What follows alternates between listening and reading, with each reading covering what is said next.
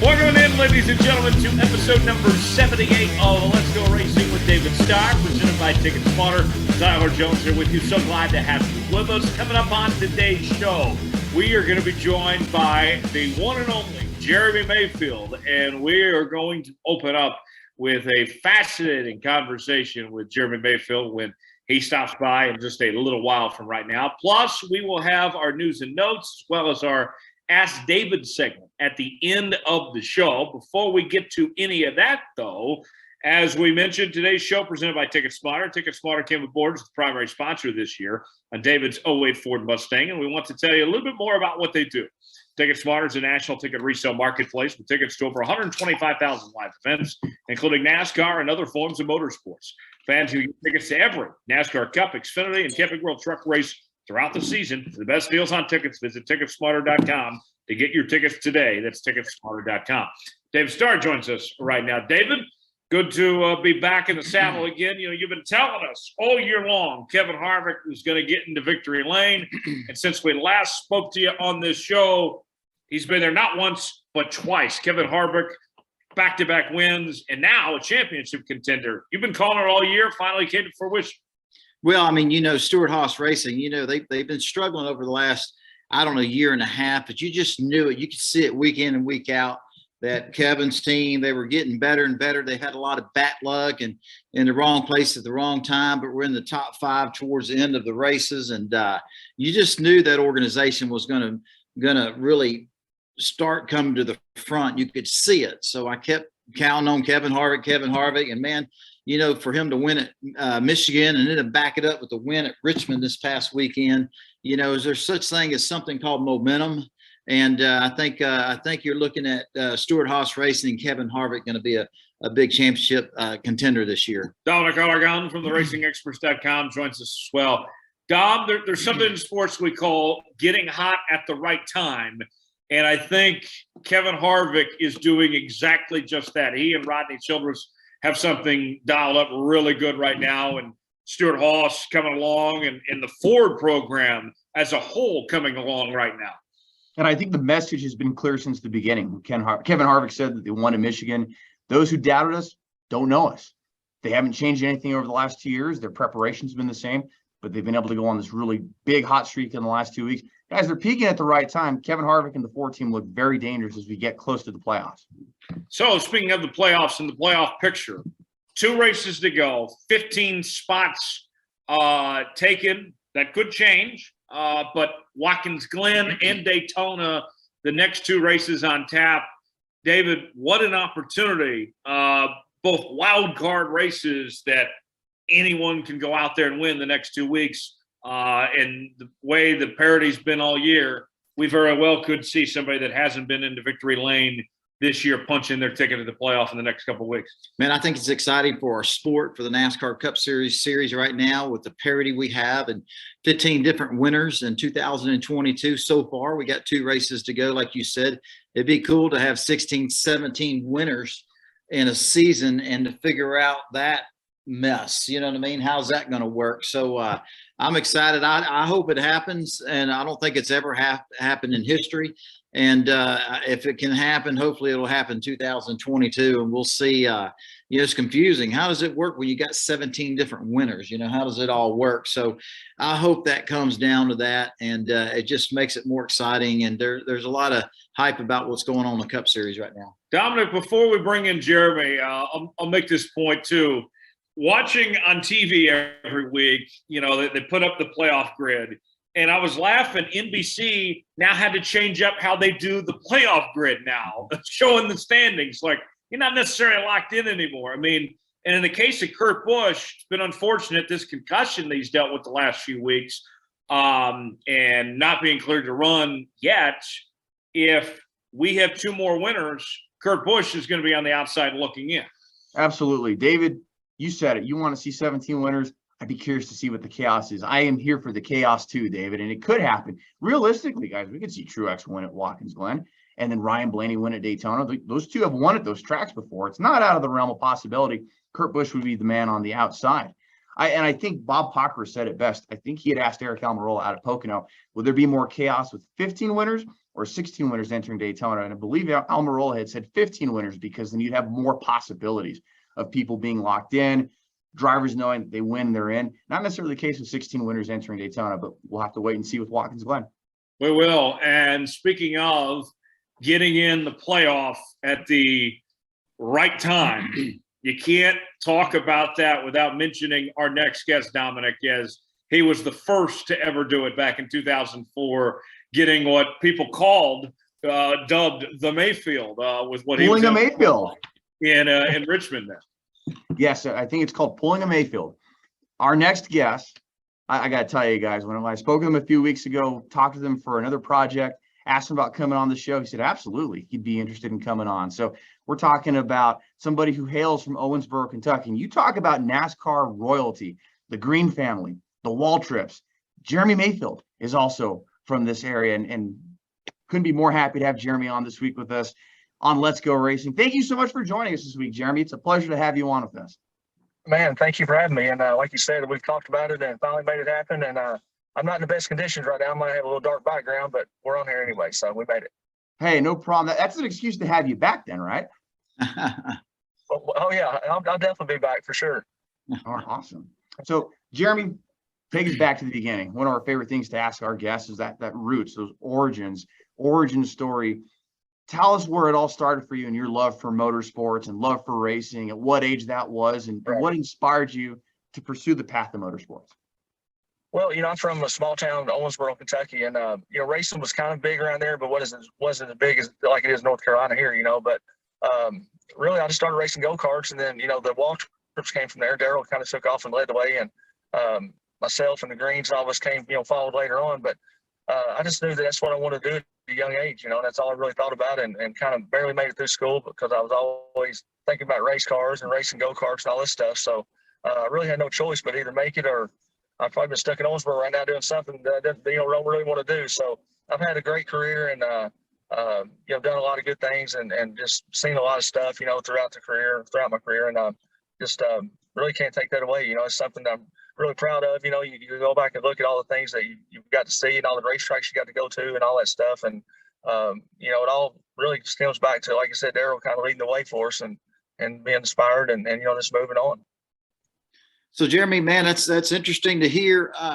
Man, when was it? You was probably growing up doing racing go-karts and winning championships in go-karts. And was it your dad, your uncle, who gave you that first shot at an asphalt track or dirt track? Kind of take us to that story. Did you, was it late model stock cars? And and then how did you get your big break into NASCAR? Who helped you do that? Did you get a phone call from somebody?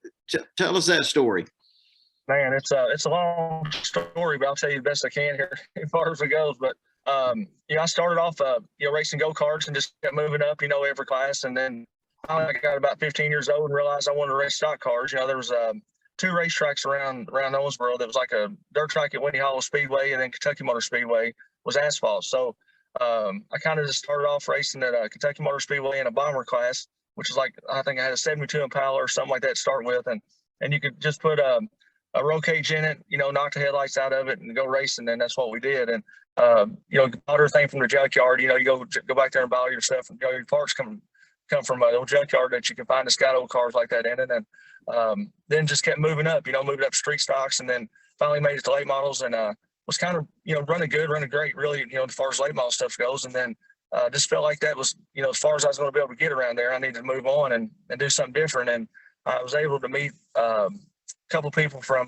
Nashville, Tennessee, that really was my biggest break, and I met them by racing down there, and then they were, come out to be the Saver Brothers Trucking Company, who owned the company, whatever. And so I talked to them about coming down and just working in their shop as a fabricator, part-time, full-time, it didn't matter. And they decided that they'd pay me a little bit to come on down to Nashville, Tennessee, and I went down there and started working for them. And next thing I knew, I got an opportunity to drive one of their cars.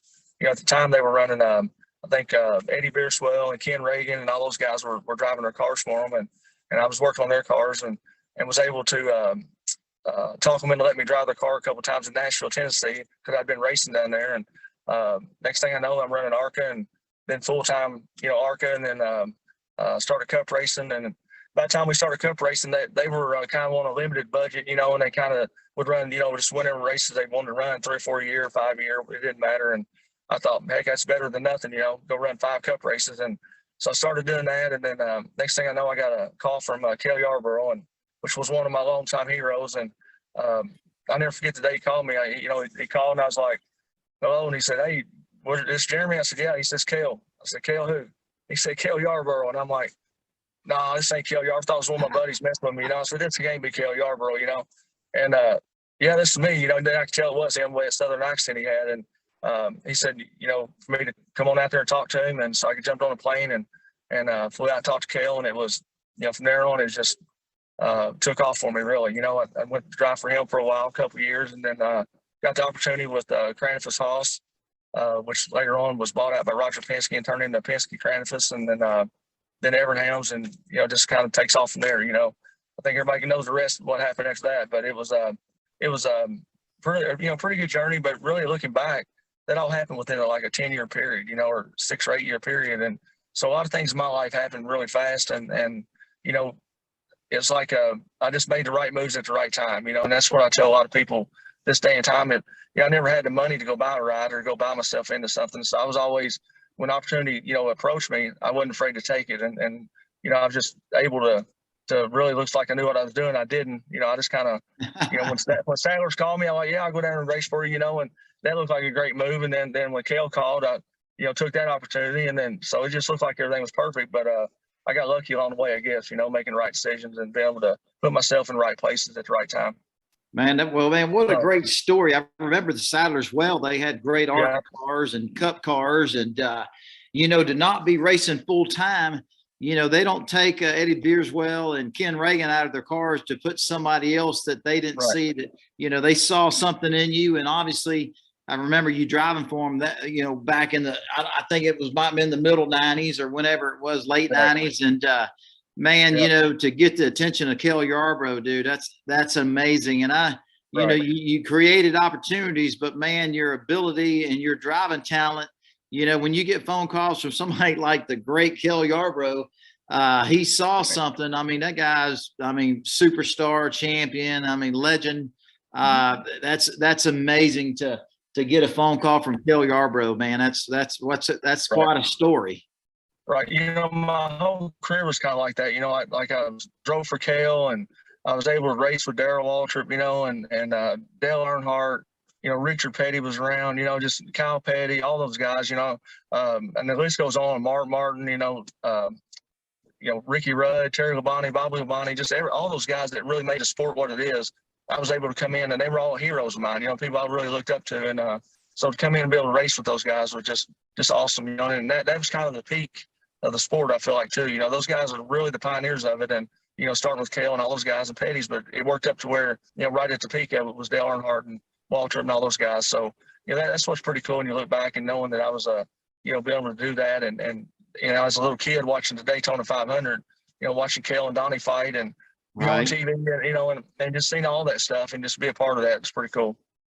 Man, I remember you driving for Roger Penske, and you and I think at the time, and correct me if I'm wrong, I think Rusty Wallace was your teammate, but from what I remember, and again, correct me if I'm wrong, but Jeremy Mayfield comes over and drives for Roger Penske, and you started showing up your teammate, and your teammate didn't like it. And not only did you start beating your teammate consistently, I remember a race where you I think it was Pocono, Pennsylvania, and I think you won the race, but man, you earned it. You raced Intimidator like he races everybody.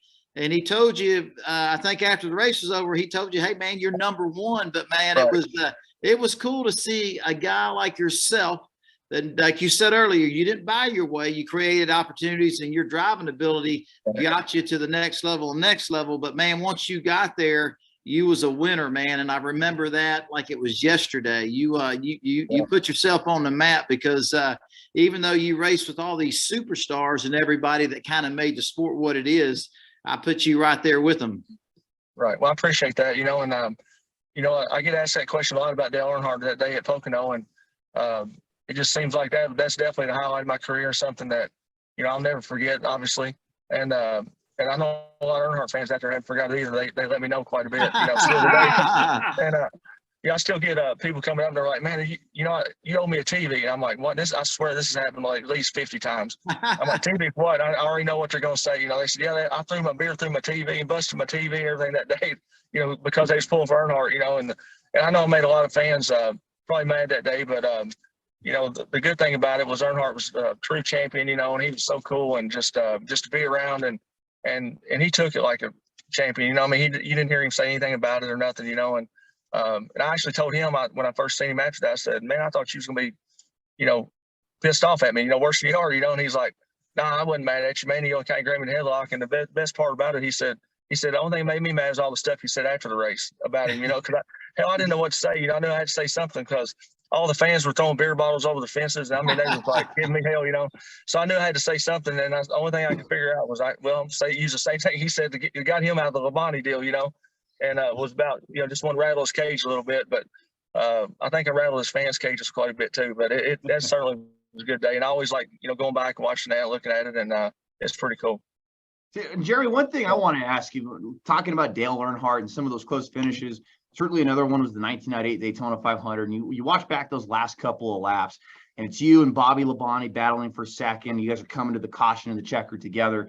I'm curious, had that race played out green, and what was going through your head? What was going to be your plan to try and get around Earnhardt on that final lap? Had that played out with the green flag situation? Well, this is going to be funny because that day, I followed Dale all day. I pushed him all day, and I knew he's trying to win the Daytona 500, and I wanted to win too, and I thought, man, this is it right here. We're doing good. Because I knew I wanted to be like second, third, or somewhere like that instead of being the leader. Now team up on you and come around you. But I had the confidence of my old buddy Rusty, that was supposed to go with me. And I think, David, you said the best while ago. He and I really didn't work together that well, and but he was going to pull out and go with me. We had a radios, we talked back and forth, this, that, and the other, and so we're going down the back stretch, and I started easing out a little bit and see if he would ease out. He was like, I think a couple car lengths back, and or I think he's running fifth or something like that. So I'd ease out, and he started easing out.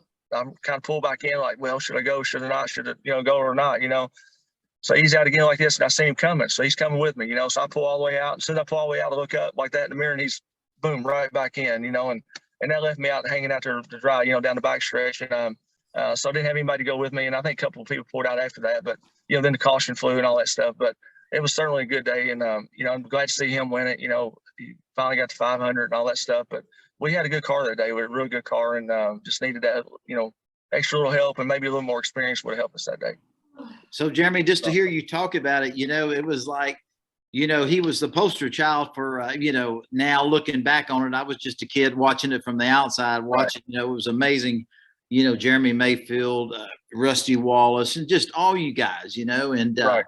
But man, from a guy wanting to be who you guys were and watching it from afar, it seemed like to me that they didn't like Jeremy Mayfield coming in there. And, Rusty was the man. And, right. And when you came in there, and I don't know, I don't know. I can't, maybe when you're driving for Roger Penske, the equipment's all equal. Engineering, technology might've been all equal. But in my mind, you would have thought he would have probably got the best of everything, personnel, engines, everything else. And you still would beat him and was more competitive and beat him in several races. Did you think, from what I seen, he didn't like that, man. And instead of pushing your teammate to a win, he'd rather hang you out to dry. It's kind of, people don't know about the insides and what happens, when you got teammates and stuff like that. But you should have won that race that day if Rusty would have worked with you. Right. Yeah. And I felt that way. But, going back to what you said about Roger, Roger's awesome car owner. And that's a good thing about that whole team over there. And it's still, I'm sure it's that way today. It still is, he allows you to have the best of everything. We got whatever we wanted, as drivers and teams. And the only thing we did wrong was we had, it was Cranfus Haas and then Penske Racing over there. And we were in two separate buildings when he bought the place and turn it into, Penske Cranfus. and we were already building our chassis and all of our stuff. So we already were going in the direction we wanted to go in. And then they were doing their own deal, so it's two separate race teams really trying to be teammates. And, our cars were different, our bodies, we did our own bodies, they did their own bodies. And we were a prime example of what not to do as being teammates. We were definitely set the standards on what not to do as far as, Rusty and I for sure. But Roger allowed us to have whatever we wanted, and at the end that he had to do what was best. And that was to combine the two teams together, put them in the same shop together, and just like he did, and from a cost standpoint and everything else, because he had, they had their own motor shop, we had ours. It was kind of two separate deals for a while, and then they started to combine them, together as best they could. And when you do that, that makes a lot of people on the teams uneasy. We had friction going on between the teams and the crew members and the engine shops and the chassis shops and everything, just because of that. It wasn't just Rusty and I. We're just bitching at each other, just be bitching about it. But it was, just a lot of stuff. Rusty wanted his cars, I wanted mine, and Steve Levis was building our cars. We had great cars, and Billy Woodruff came along and built supercars for us, and I didn't want to give that up, what we had going on, and I know Rusty liked what he had and I liked what I had, but from Roger's standpoint, he's like, well, hell, I might as well have two separate teams, which is what he had at that time. But Roger was just great. I'm telling you, he was, just awesome, a car owner. Everybody in that Penske organization was just the best. And I can't say anything negative whatsoever. The only thing I can say about him is that it was probably the dumbest thing I ever did was wanting to leave there, and because looking back now, if I had somebody coaching me a little bit and steer me in the right direction instead of let me just, thinking the grass is greener everywhere else because of the reasons that Rusty and I had, or the problems we had, I would have been there until I retired, hopefully, because I loved it there. So Jeremy, along those lines then, tell me this, seeing where Penske is now, one of the top organizations in both NASCAR and IndyCar and really just all of motorsports. Right. Are you shocked? Like what stands out to you? Like when you see the growth of that organization now compared to what they were when you were there? Does that blow your mind just how far they've come along? Did you think it was going to get this good? No, it didn't blow my mind because I know that back when, when we were putting all this stuff together and, he bought our team and stuff, man, that guy is like, you can't imagine what kind of a racer he is. He loves racing. He does, does everything in the world for you. And, as far as race goes, and it's all first class. And, from anything he does is all of our haulers look better than everybody else's. We had chrome on the side of them, and, his airplane's bigger and faster than everybody else's, and just everything about Roger's competitiveness, and he's, I knew where he was going. I knew that it wouldn't be long that, the IndyCar teams, we were going up there, they were coming down here, it was going to be one big deal. And it didn't surprise me a bit, I guess the best thing to say, just because of the way he does things. And Hendrick does the same thing, Rick Hendrick's first class and everything he does, but Roger just got a lot going on that everything he does and everything he touches is really good. So, it didn't surprise me a whole lot to see that. And I'm surprised that, let me see how to say this. No, not really. He bought Indianapolis, bought the Indy cars and all that stuff. I'm surprised it's not gotten any bigger than it has, to be honest with you. Right. Well, so, and Jeremy, I'm curious too, because you started your own team 2009 after bouncing around from a few teams. That makes me curious. When you did start your Cup organization, and I believe you guys were running out of a shop near your house, how much of what you were doing with Mayfield Motorsports were you modeling maybe after what you had learned at your Team Penske days? Right. It's hard to do that just because of the finances, that you're limited to, when you try to do something like that. But I tell you that there's not a day goes by that something doesn't run through my head somewhere that either Roger Penske's, has inspired me on or what I've seen, how he does things. I'm all the time telling people that. I'm like, man, that's the way Penske does this, or that's the way Penske would do that. Just because he, I just admire the way that he does his business and just very smart about every move he makes. And, I wish I was 1% of what Roger Penske was as far as, making decisions, doing everything he does, because it's really cool. And, but I would love to have had something like that, to go off of. And I still today want to try to race, even the cars we're racing, we try to do it the best we can. And obviously when you're doing things like that, things come back to your mind like, well, Roger would have done this, or he'd have done this, or stuff look like this. You're just trying to always, keep that standard that he had, and it's hard to do. Yeah.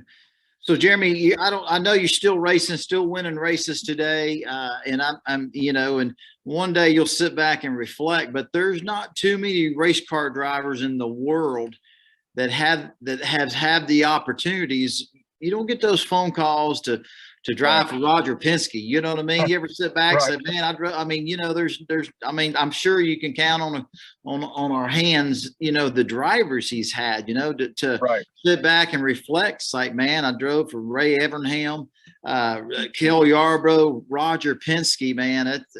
Dude, I mean, it didn't get much better than Jeremy Mayfield and the people you drove for, man. I know you're busy and you're still racing, and you're still winning races, but man, I think when you're finally done, you hang up that helmet, you can reflect. But man, what a career, dude! What a career! Right. You know, that's what keeps me going every day. You know, keeps me motivated. Is, yeah, I've had a great life, I have a great career, still got a lot of great things going on that's going to happen, and I'm working harder than I've ever worked on trying to get this new thing I got going on. Hopefully we'll know in the next, you know, month or so. Hopefully I have something to announce. It's not going back cup racing or nothing like that. It's just something big that I've always wanted to do. And that's, you know, go dirt racing and just race what I want to race. You know, if I want to go run a dirt late model race, super late model race, I can. If I want to go run a pro cup race, I got a car to do that, or a modified, you know, just racing short track stuff and pretty much whatever races we want to run, you know. And I've kind of got myself in position now. We might be able to do that the next, you know, starting the next month or so, or maybe for next year anyway, and working hard on something now to do that. So that right there would really make me, I guess you say, fulfill my career. If I can end the way I want to end and kind of racing wherever I want to race. And you know how it is, David, it's hard to get it out of your system, and very hard for me when that's all I know how to do, you know? Well, man, judging from the career you've had up until now, you know, you know, I would, if I was a bet man, I'd bet with you, you know what I mean? Because you've done pretty damn good for yourself. And, you know, hopefully these last 3 or 4 years, whatever it is you're going to race, hopefully you do it and go out like you want to. Man, one of the things I wanted to ask you, I mean, you just done so much in NASCAR, you know, and, you know, and listen to you talk about, you know, that you didn't really have somebody to really, you know, like you didn't really have a mentor to say, hey, you know, the grass is not always greener with that team or that team because you're with the best. But, you know, all you want to do is just win races, you know, and looking back on it, you know, who was some of the people, maybe team owners, crew chiefs, maybe drivers that were kind of a mentor to Jeremy Mayfield? You know, that there was somebody that you race with hard, that, you know, that was, you could talk to about, you know, chassis stuff, racetrack lines, stuff like that. Who kind of did that? You know, who was that person for Jeremy Mayfield? You know, there was a lot of people, you know, that I counted on, you know, but what I meant earlier when, you know, a lot of racers do, all the drivers try to help you, you know, you can go to talk to any of them and they'll help you do things like that. But Bobby Hamilton, you know, helped me a lot getting from Nashville to the Cup Series. You know, even with Sadler's, you know, he was helping me a little bit, and we kind of worked together good. And Bobby's a great guy, and so he was one of the key people in my career that helped me get there. You know, that last little step you need to get there, and by knowing him, you know, and working for Sadler's, I got to know Robert Yates and Jack Roush and Ernie Elliott, you know, Bill Elliott. I started knowing all these guys before I even started driving, you know, in the Cup Series. So that helped me a lot right there, you know. But the thing I meant earlier is, like, you know, I wish I had not really a manager or somebody like that, you know, just somebody that you could really respect their, you know, that's with you every day, you know, like a dad or figure or an uncle or somebody, you know, but not your dad or uncle, but I'm saying somebody that was right beside you that you could count on,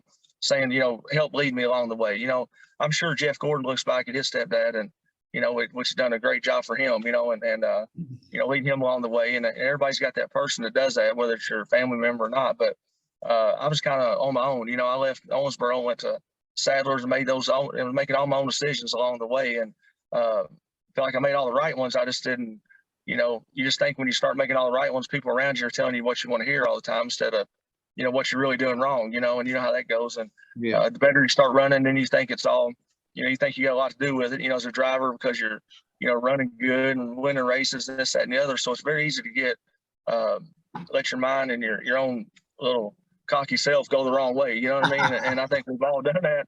And you see that a lot in sports, you know, a lot of athletes and stuff do that, you know, and sometimes, you know, you got to have somebody pull you back a little bit and say, wait a minute, just calm down here and take it easy. And, you know, I was always just wanting to go and, you know, move here and let's go over there and race, and, you know, just making all bad decisions at the end of it. But not really bad, but just, you know, could have been better.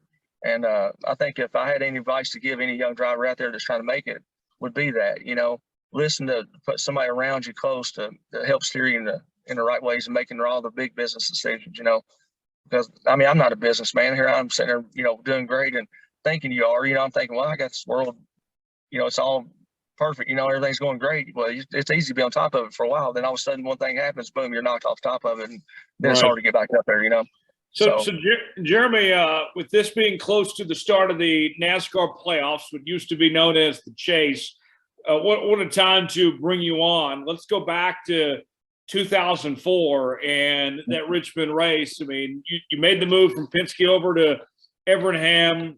Bill Elliott was your teammate, then Casey Kane, and that was Kane's rookie year. And you had to win to get in the Chase, and that was a different format back then. And you guys, with your backs against the wall, got it done. Tell us about everything that led up to that night and how you guys pulled that off. Yeah.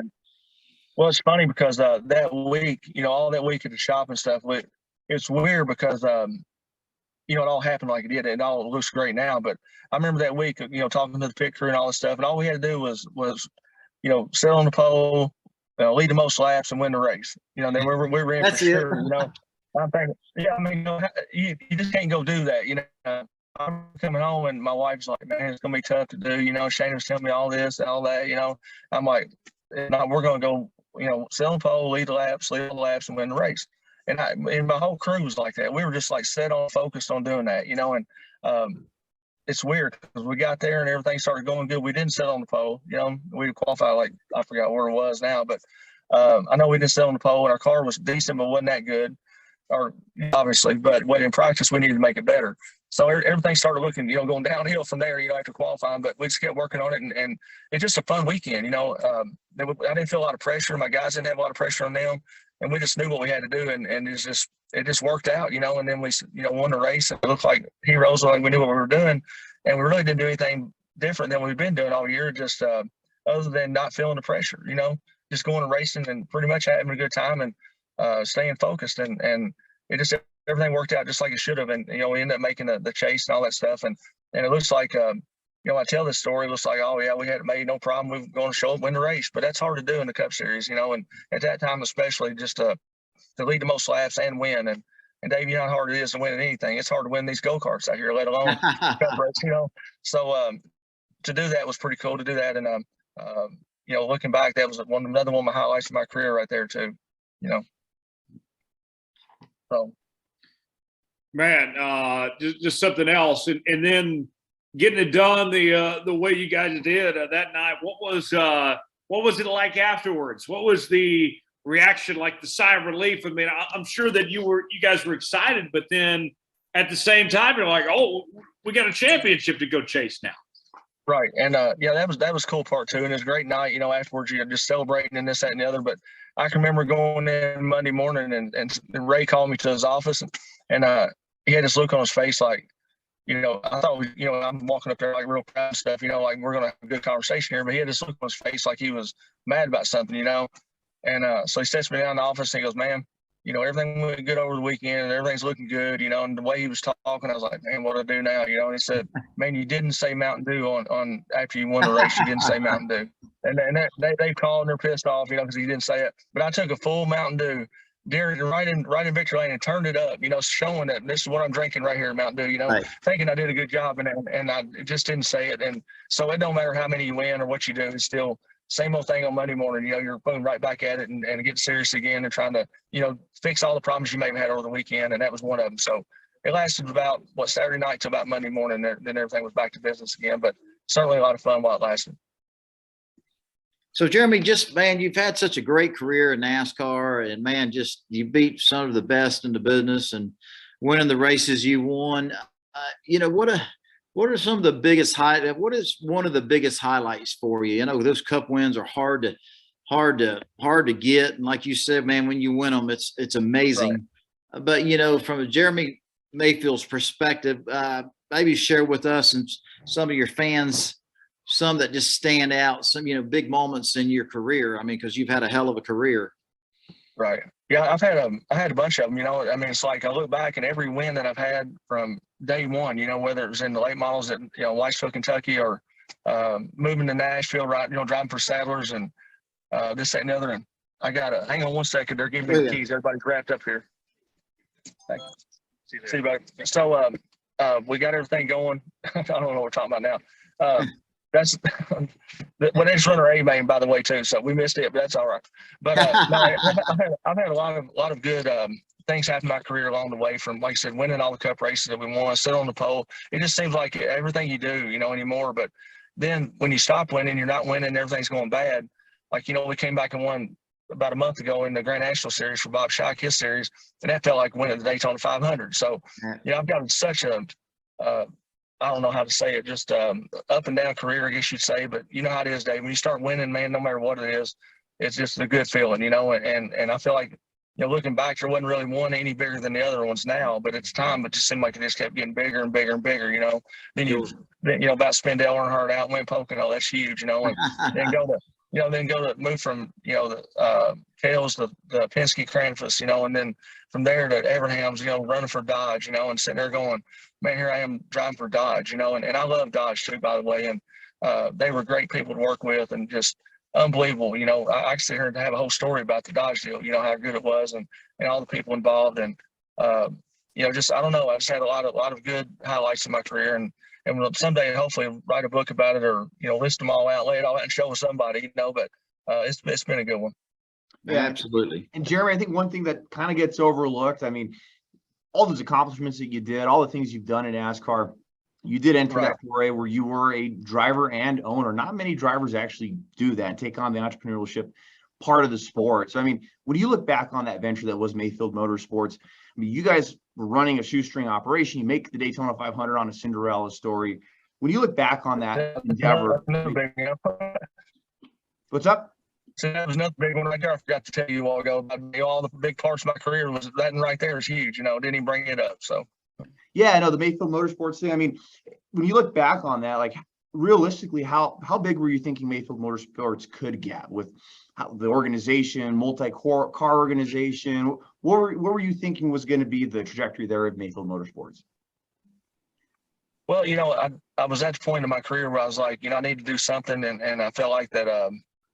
At the time, I was kind of not blackballed, but just at the point where I couldn't, couldn't get another good ride that I wanted, and there's a lot of things were happening, and so I had big, I guess you said big vision for it, but I certainly knew what it took to do that. It takes a lot of money and a lot of people behind you and a lot of hard work. I mean, you got to work hard at it. And so when we first started that deal, that was, we had all good intentions. It was just, we hadn't realized how tough it was going to be, but we showed up on, made the Daytona 500, which we pretty much had to, or we probably weren't going to be in business after that. That's one of those deals where you got to make Daytona to make everything else work out. And so we done that, and then it got tougher, from after that. We missed a couple races and this, that, and the other, but then everything else happened after that kind of, shut it all down. But I felt like that we were on the right track, and from what we were trying to do, or accomplish, I was wanting to switch back over to Dodge and had that pretty much done deal. I was going to get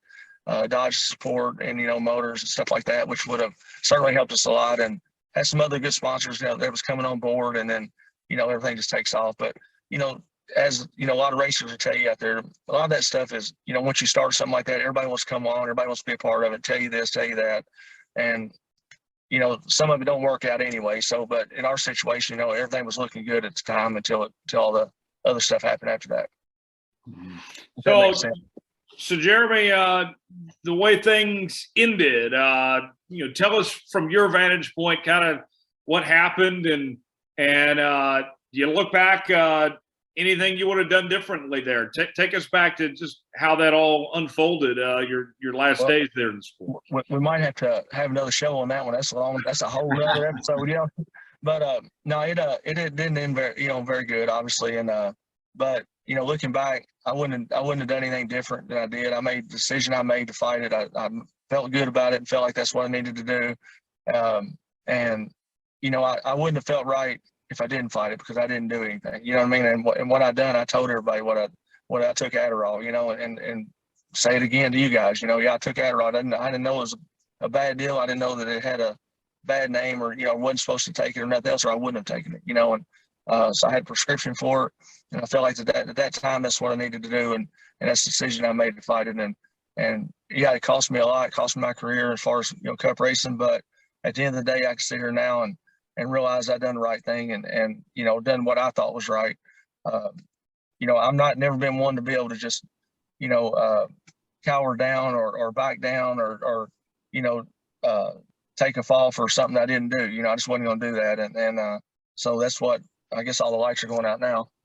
So, but it's just one of those things that I felt like that was, it's time, I get asked that question a lot. Hang on a minute, I'll get the lights back on here somewhere. But I get asked that question a lot about, would you have done it differently? And I can still sit here today and say, no, I would not have done anything different than I did. Other than I probably wouldn't have spent as much money on the fight as I did, because I realized one thing. I realized you don't fight a billionaire with, if you're not a billionaire. So I know that for sure. And that was a big company. That's probably the stupidest thing I've done, was spend a lot of money on trying to fight it, knowing that I wasn't going to win it, after it all went down. But I had to go through the motions to figure it out. But, at the end of the day, I'm still here living and happy and, racing and, helping people. And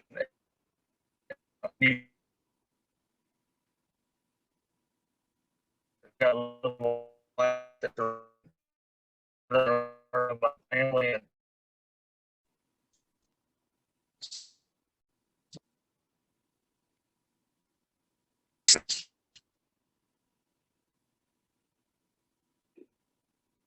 Are we still on here? Yeah, we lost you there for a second, Jeremy. Yeah. Okay. Okay.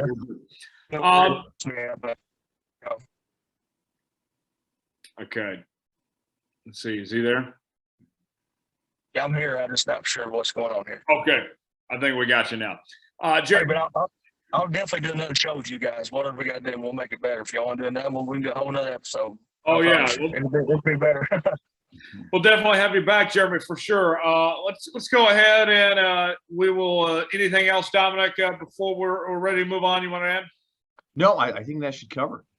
Okay. Well, we will get to our news and notes segment in just one moment before we do today's show, presented by TicketSmarter. TicketSmarter is the official ticket resale marketplace of Worldwide Technology Raceway, where David won in 2004. Fans can also get tickets to any type of event, including sports, concerts, and theater productions. TicketSmarter is committing to helping those in need by donating $1 for every transaction to various charity organizations. Head over to TicketSmarter.com to find tickets for upcoming events. That's TicketSmarter.com. Dom, you have the news and notes this week. What's happening in the NASCAR world? Well, let's talk a little bit about the Watkins Glen race and just the significance behind some of the drivers that are going to be making the race this weekend. We used to talk a lot about road course ringers, and I know Jeremy raced against some of those like Ron Fellows and Scott Pruitt, but we're going to have even more this weekend. NBC Sports is reporting that for the first time in NASCAR history, we're going to have 7 countries represented among the 39 starters in the Cup race. That includes Kimi Räikkönen, F1 champ from Finland, Daniel Suarez of Mexico, Loris Hezemans of the Netherlands, Mike Rockenfeller, who's driving for Spire this weekend. He's from Germany. Daniel Kvyat, who's also going to be Loris's teammate. He's from Russia. Kyle Tilley, who's run some races for Live Fast Motorsports, is from the United Kingdom. And, oh, yeah, the rest of the field's from the United States. But, guys, we have a lot of variety. And I think the biggest – And Daniel Suarez from Mexico. And Daniel Suarez from Mexico. Yeah, did mention him. But the Project 91 for Team Trackhouse, having Kimi in their 91 car. Guys, I'm really looking forward to this debut. I think is he going to be in for a wake-up call here, David, or is he going to put a clinic on Sunday?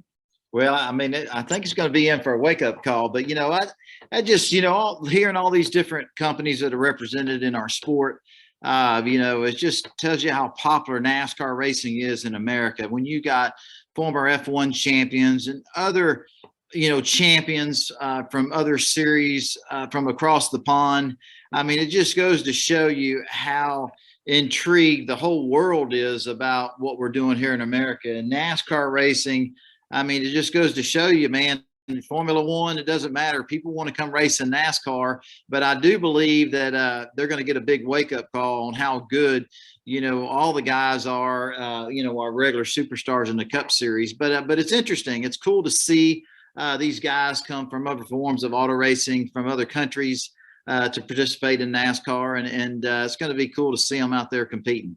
Jeremy, what's your reaction to this wide variety of drivers that we're going to see at Watkins Glen this weekend. Well, I see that a couple of different ways. I look at it as I'm thinking if I was NASCAR and I'm trying to get the sport back where it's at, and and I'm going the direction we're going in. Would you rather? I think the fans here in America would say that they would rather see Dale Earnhardt's, Ricky Rudd's, Bobby Labonte's, Dale Earnhardt Jr. And the list goes on. Ricky Rudd. Just all the guys that were there before. That Jeremy type Mayfield. of people, yeah, me too, right? And David Starr. I think that's what they're missing. And nobody's has told them that. I guess I think if you wanted to, you could pack the place at Watkins Glen or anywhere you go to. If you just brought back all those drivers, just the drivers, and put them right back in the cars instead of all these people from Europe and whatever you just said, all the different countries, bring back your American people that you had before. Let them talk, let them have their personality, let them be themselves, and have a little bit of an accent. They've taken all the accent out of there, the Southern accents out of the garage area, it seems like. Let them be themselves and race. Then you'll have what you had in 2000, 98, 2001 on back, up into that point. And when you start putting drivers that can't even, speak English, just my opinion on TV driving race cars in America, you're not going to get American fans too much. My opinion. I know you're not going to get a lot of the Southern ones around here anyway, or Kentucky, So the fans have spoke up and told them, and now they're leaving the sport, and now they're pushing this F1 type, IndyCar type stuff down their throats, and I don't think people like that. And I think that my opinion is one of the biggest problems with the sport right now. The personalities are not there, and you don't. And the more you put in the other countries, the drivers coming in, which is great that they're coming in racing, but if it's going to help the sport, but I'm not sure that's what's helping the sport right now. Yeah, it's an interesting idea, Dom. I mean, we look at where the sport is trying to go and grow in all this. I mean, F1 has been so successful, in the rise that they've had the last couple of years. It feels like kind of what Jeremy's talking about here. NASCAR's been trying to play catch up of sorts, trying to beat F1 at their own game time. Right, you're not going to beat them at their own game. That's what NASCAR doesn't realize. Those guys got big money from all these other different countries because they don't care about coming over here American racing. They don't care about NASCAR, what NASCAR wants to do. They're doing their own deal, their own business model. The way they're doing it's working for them. And they've got big companies that are supporting that, and big sponsors that support that. And a lot of money's in that sport, but I don't think you'll ever get that racing here like NASCAR. NASCAR needs to go back to what NASCAR was, have their own model, their own way of doing things, and not trying to go into a direction that's already failed in this country several times. And but they keep doing that, and I'm probably wrong about all this, and it's just my opinion, but I think I hear from a lot of race fans a lot about every day, and I hear a lot of people bitching about it, and they're not watching racing anymore because of the direction they're going in. And you would think that, I know y'all are laughing because a lot of people can't say this kind of stuff, but they're going down a road that is obviously not the right road. When you start taking putting segments in the races and making them timeouts and all this stuff that football and baseball has, it's not stick and ball, it's racing. It's stock car racing at that. And it's built from, I'm probably fighting for all the people in the past that's made the sport what it is too, because it's just totally different than what the road they're trying to go down. And maybe it'll work, maybe it won't. I'll probably be sitting here next year thinking, I wish I never said that, but I think there's a lot of people that ride that bus with me and feel the same way. Dominic, what else we got? So are we seeing maybe Eric Almirola reconsider on his retirement? Racing Boys is reporting that maybe Almirola is having second thoughts.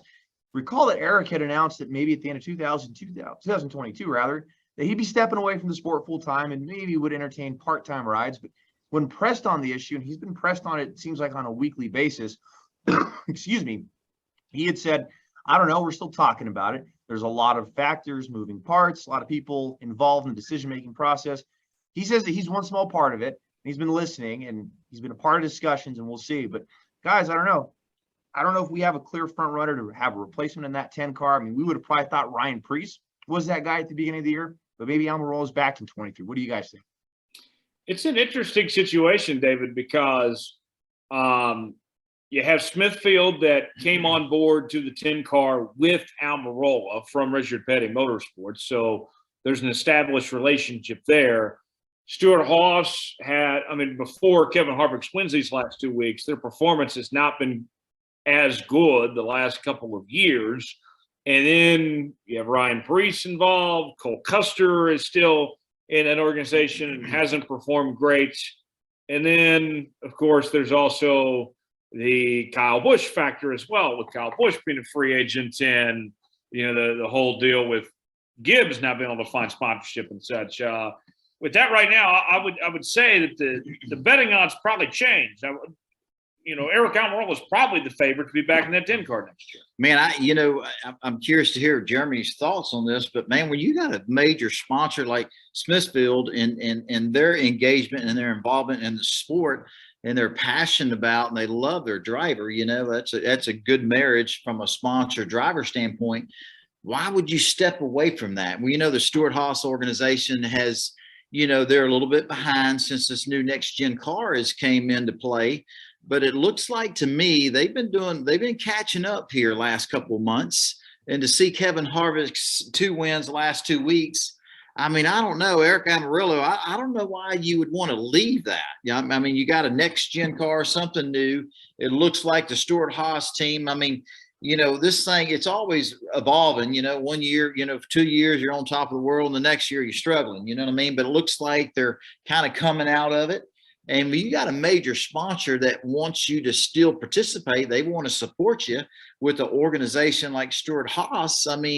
I think even Jeremy Mayfield drove for Gene Haas, if I remember right. But, man, you're talking about, that guy's passionate. He wants to win. Tony Stewart. Why would you step away from that? I was really shocked for him to announce that, hey, that 2022 was going to be his final year because, he's so young.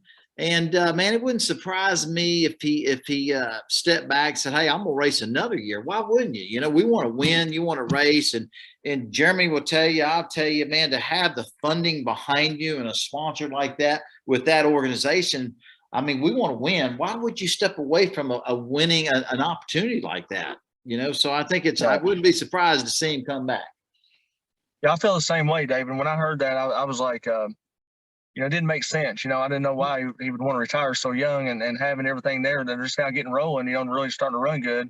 It didn't make sense to me either. So, maybe he just doesn't want to race anymore. Who knows? But that'd be totally different than what, you or I would be thinking because we're racers. And so I don't know. But if I was him, I'd stay there probably for a while and ride it out and get all you can get, and then leave. But that's a little young to be retiring, I feel like. Yeah, absolutely. Dominic, I would think in Stuart Haas's case, if they can't get Kyle Busch or Smithfield doesn't want Kyle Busch, Eric Almirola being back next year and with somebody that Smithfield is comfortable with is probably their best option for that 10 car for next year. For the short term, if Almirola wants to race, if they can't get Kyle Busch, that's probably their next best bet. I think so. And in a way, it kind of reminds me of the situation in 2005 when Mark Martin was set to retire. And he said, hey, I'll come back if Jack Roush can't find another driver for 2006. It's kind of a similar situation. Maybe Almirola didn't say that publicly, but maybe he is going to reconsider. Maybe he is back for one more year. And I know one of the reasons he had said he did want to step away was because he still wanted to spend time with his kids while his kids thought he was still cool. So maybe he delays that one more year to have, like you said, David, another opportunity to run this next gen car. Stuart Haas is definitely figuring things out. They're looking really, really good. Maybe we're not seeing the last of Eric Almirola. Watkins Glen coming up this week, as we mentioned, with a big slate of international drivers, most ever in a cup race. Let's give some picks for the race real quick. Dominic, we'll start with you. Who do you got this weekend? Man, I feel like it's so easy to pick him because he's run so well, and he and Chase Elliott go neck and neck. I'm not going Chase Elliott. I'm going Martin Truex Jr. to get it done at Watkins Glen this weekend. And that would certainly help his playoff situation. He'd be in at that point with the points included. I'll go with another guy that really needs a win right now and would put him in. He's fourth in points, but needs everything he can on the playoff picture. I think Ryan Blaney gets it done. One of the best road course racers out there. David, how about you? Man, I mean, how can you go wrong with Chase Elliott? Seemed like every road course race this year, he's been, either won it or in the top three. So I'm going to pick Chase Elliott, and that's my pick for this week. I think Kevin Harvick, and I've been picking Kevin Harvick every week for the last 2 months, but man, on the road course, I think you're going to see Chase Elliott come to the front and win the thing. All right, Jeremy, who are you watching for? Who do you think is going to get it done? I'm like David. I got to go with Chase Elliott. I like Chase a lot, and Bill and all those people down there, and he's been really good, and probably be hard to bet against him. And I was going to say one of those German drivers, but I can't even say their names or who they are. I would almost bet anything that they're not going to win the race, any of them. So, whoever their names are. But I think Chase Elliott definitely for sure. I didn't hear you guys pick any of them either, so you're obviously pretty confident on the American way here. Well, let's go around the room. Who's going to be the best road course ringer this week, and who's the highest finishing foreign driver? Dennis Suarez. Yeah, absolutely. Yeah. Suarez is the only foreign driver that has a shot to win. Yeah. What'd you say? I'm going to go against the grain. I'll say Kimmy gets it done as the highest finishing foreign driver. What's his last name? What's his name? I'm probably butchering it. That's what I was going to say. Raikkonen or something like that. Yeah, I'll go with him too. Yeah, he'll probably be over in the top 5 somewhere. Okay, Jeremy and I are in the agreement then. So I guess Tyler and David say it's Dan Suarez. David, Suarez, speaking of road course ringers, you're off this week. Andy Lally is in for you, and I know that as a spectator, like we love Andy around here. Great guy, a good road course racer, Friend of the show, and everything. As frustrating as it may be to step back sometimes, I'm sure it's cool just to be rooting on Andy, knowing that he's going to do a good job. Man, with the situation and buying the racing school and just looking at the road courses, I just thought it was the best thing for our racing team for me to step out and I get to spend a little bit more time at my racing school, my business. And it's hard to watch, and Jeremy will tell you, it's hard to watch somebody else drive your race car, but that was the decision I made before the season started to step out of the car for the road racing races. So it's cool to have Andy Lally driving our car. Hopefully he'll do a phenomenal job because he's a phenomenal road racer. He's awesome. But it's still hard to watch, but I hope he'll put our 08 Ford Mustang up near the front, maybe win the thing or just get a great top 5 finish would be awesome. Yeah, we'll be rooting on Andy for sure. Best of luck for the Let's Go Racing game. I would have left David Starr in. That's what I would have done.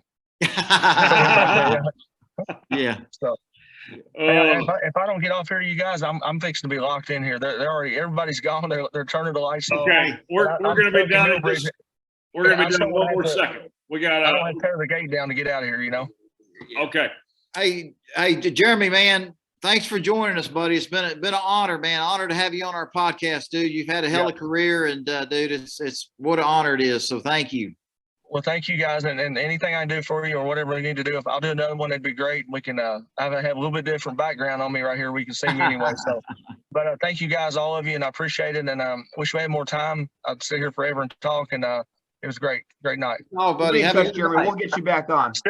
I still don't know where we finished at. I'd find that out here in a minute, but we'll. That's already over. So anyway, you guys have a good night, and we'll talk to you soon. All right, man. Thank you. There you have it. Right. Jeremy Mayfield joining us on Let's Go Racing this week. So we didn't get to have him for our Ask David segment, but we covered so much, Dominic, that I think most of the questions we got were pretty much answered in that interview that he was there with us. What he did, Jeremy didn't get to share with his fans was he was at Milburn, I think I'm saying it right, a little dirt track there in Mooresville, North Carolina, helping a friend of his son that's 12. When we were talking to him before we came on air, it's like, man, how cool is that to be 12 years old and have Jeremy Mayfield as your coach, your mentor?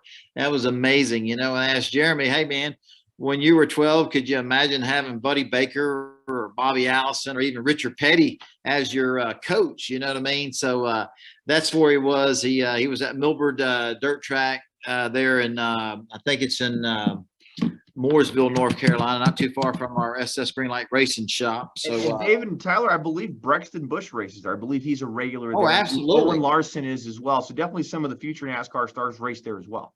Absolutely. But it was cool to have Jeremy join us. And he was sitting in the pit area and they were shut the lights off. We saw it when they turned the lights off. And he said, "Hey, man, they're locking the pit gate. If I don't go now, I'm going to be stuck in here." So that was cool to have him, join us from there. So pretty neat deal. What an interesting guy. He had a great career. It was interesting for him to kind of share a little bit of the around the end of his career, what had happened. It was kind of interesting. You hear rumors and this and that, and I think he tried to clear it up. I think so. And like the two things that stick out to me, guys, and I was telling David before we got started on the show for the listeners, the ones that stick out to mind, Mayfield Motorsports, like what could have been with that team and starting that team from the ground up and where that could have gone. Like, and at that time, starting parking was prevalent in the sport. Was that in the cards, or was more sponsorship? And it sounds like more sponsorship was on the way. And I didn't know there was an alliance there with Dodge in the works. And the other one that came to mind too is everybody talks about the Pocono win, but I think one of the lesser highlights, but he's always shown on TV and TV highlights with Daytona 500 or Speed Weeks coverage, Mayfield in that 12 car, beating and banging fenders with Bobby Labonte coming to the line with that caution flag with Dale Earnhardt winning the Daytona 500. And I was curious what his strategy would have been had that race gone green, if he would have had a chance to get him a run on Dale Earnhardt there on the final lap. And he did share a little bit about that. So it was really cool to hear some behind the perspective on that and what Jeremy had to say. Absolutely, man. And just, to drive for freaking Cale Yarborough and Roger Penske and Cranafis Haas, was it Cranafis Haas? And had Penske buy the organization and, obviously teammates with Bill Elliott, Rusty Wallace, and then to get the phone call from Ray Evernham when he started his own Cup team with Dodge. I mean, Jeremy Mayfield, you don't drive for organizations and people like that not having the ability. So, I just remember Jeremy always being a front runner, always being in contention to win races, and he was always friendly and nice to me.